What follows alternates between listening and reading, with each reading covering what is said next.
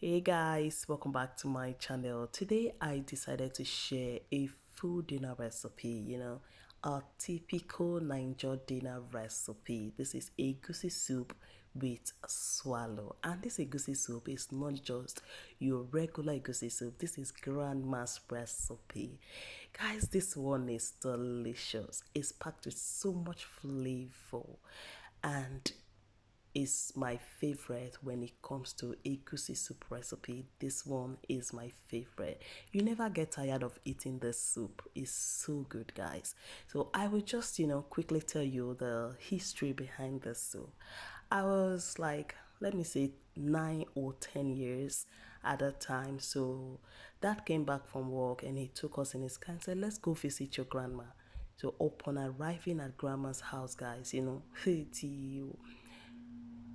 the aroma we perceive was heavenly. Guys, I was like, oh my God. Then we sat down, grandma brought food, and bam, it was egusi soup. And this egusi soup tastes so delicious. And the aroma was everywhere, guys. So I asked grandma, how did you make this soup? It's so delicious. And I like the aroma. Grandma laughed and said, don't worry, the next time I'm making it, I will send for you. Guys, and she did. It's like she purposely make it the next time, I don't know. So she sent for me and I picked the recipe. Don't forget, I said I was just 9 or 10 years at that time, guys. And I never forget this recipe. Alright, guys, so first thing you want to do is grab your egusi seed, toast the egusi seed until they are slightly brown. And once they are brown, just transfer to your tray and allow it to cool. And make sure not to over brown the egusi because as they cool, they will get brown the more. Alright, so I remember grandma adding bush meat to this egusi soup recipe. So hubby went to Nigeria last month and I asked him, please get me bushmeat, any bushmeat at all. You know men now. So he got me that one, rabbit. So my mother-in-law helped me smoked and dried the rabbit. And also, I also remember grandma using goat meat for this. That was why I asked my mother-in-law to help me with smoked goat meat. So they bought a full goat, smoked and dried it. So that's what you saw there. I just washed the goat meat and the bush meat with iron sponge. So washed until they are perfectly clean, then set aside. And here I have the stockfish. I have three of these, so I've watched the other two. So because of what I saw inside the stockfish, I decided to film this part because most of us sometimes we don't remember, or maybe we just like to just transfer our fish into the soup just like that, just for safety. Please, whenever you are using stockfish, try to open the inside. These are all the things I saw inside the stockfish. They're just like this black insect, very big, guys. So it was kind of something. So I just didn't like it. So you have to wash, remove those things just on your tap, put it beneath the water, and it will just flush those things out from your fish. This is what I got. Look at what I saw inside the fish. That's not good at all. So I've cleaned the stock fish, guys. I've cleaned thoroughly. So I'm just going to set that aside. Then I'll go ahead and clean my sink. Alright, guys, so that was how I got the recipe from my grandmother. And the first time I made this soup was at my grandfather-in-law's burial. At that time I was dating my husband and he lost his grandfather, so I decided to go help my mother-in-law. So when I got there, she was going to cook for the elders, kind of like tradition. So they have to cook for the elders before the burial. You know, she was going to cook egusi soup. She was going to make a goosey soup.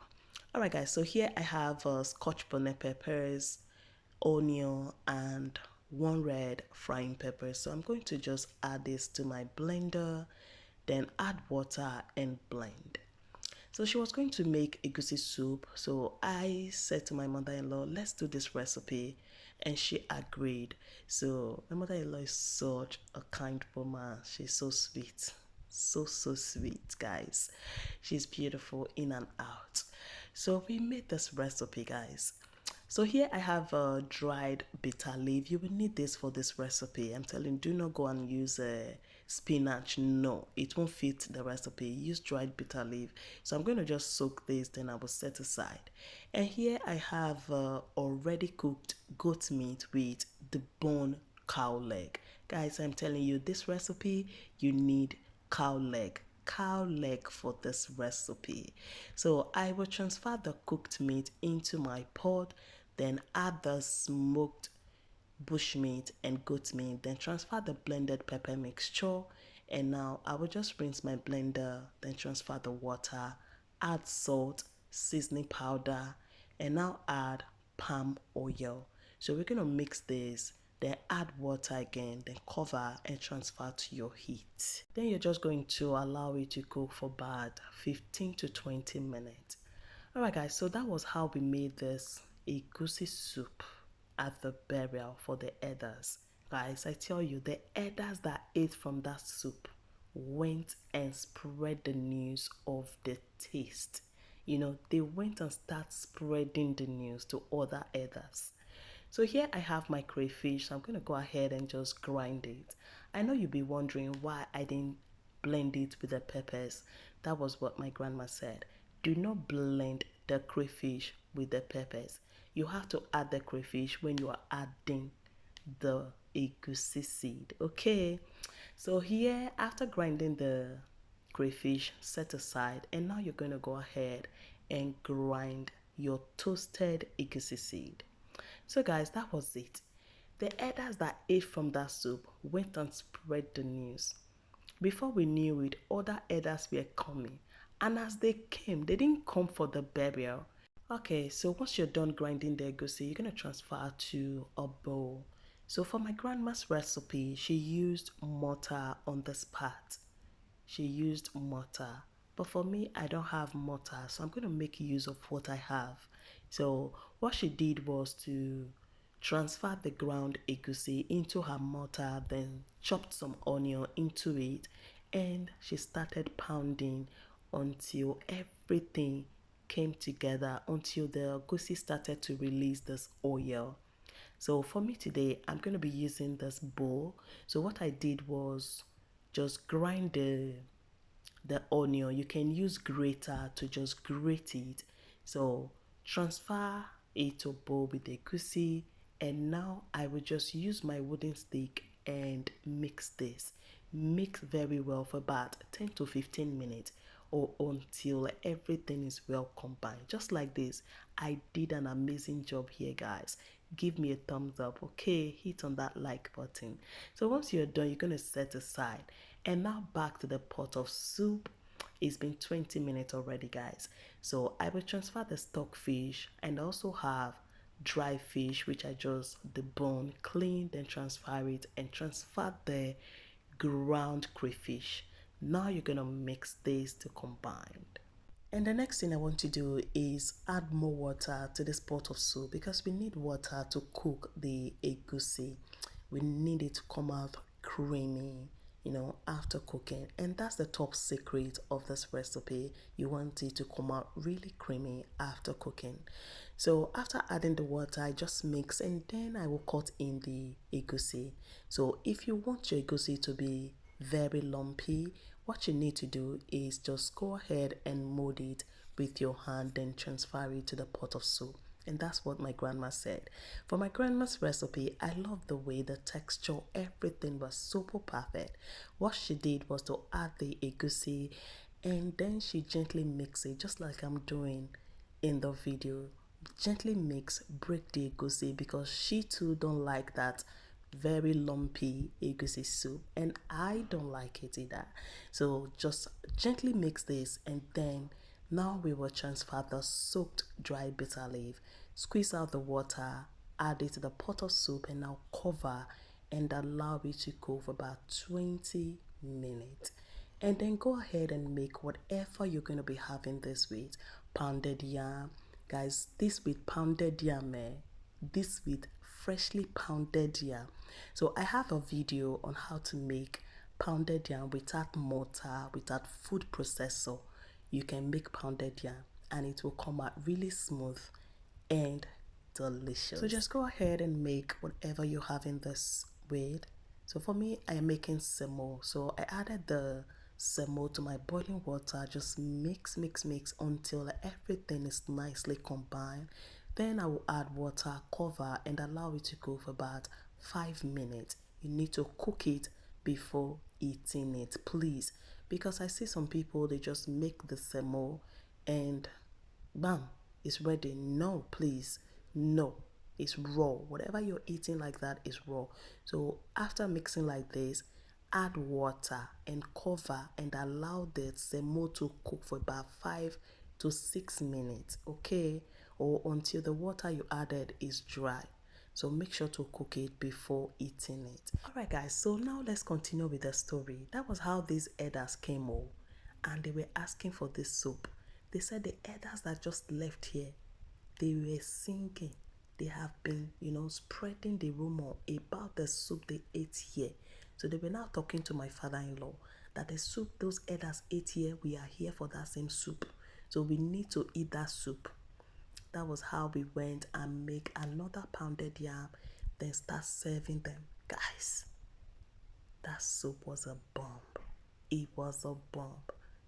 That was it all. I don't know, maybe you know about this recipe before. You have been making it, my dear. My grandma's recipe is different from yours. Yes, I will tell you. It's different, totally different, because it's 100% delicious, flavorful, aromatic, name it. Is so perfect, guys. And another secret ingredient that my grandma used for her recipe was her clay pot. She used clay pot for this recipe, but I don't have clay pot. But I'm telling you, with or without clay pot, guys, which is the native pot, you can still make this soup and it will come out amazingly delicious. All right, guys, so now my semo is ready. So to make the semo, after the water I added dried up, I started mixing or molding or making it. You want it to come out really smooth, and make sure not to off your heat while you're doing this. Mix, and when you're making pounded yam or akpo, when you're pounding it, you have to add water. So that was when I added a little bit of water to just smooth this semo. That's what we call it. You it. Alright guys, so after doing all of that, you just cut it into a wrap it, and then keep it. And back to our soup, guys. Can you see that delicious, beautiful egusi soup? Look at how creamy. And that's one thing I love about this soup. It's so creamy, the liquid, so thick and creamy. I think because of the roasted or toasted egusi seed. Yes, it's so creamy. Guys, I would have loved to ask my grandma, why the liquid always turned out very creamy if she was still alive. But blessed memory, she's gone now. So for me, I think it's because of the cow food in there, or because of the toasted egusi, toasting and pounding it with some onion.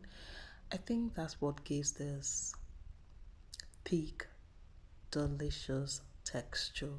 This thick, creamy texture is so amazing, and that's the most delicious part of the soup.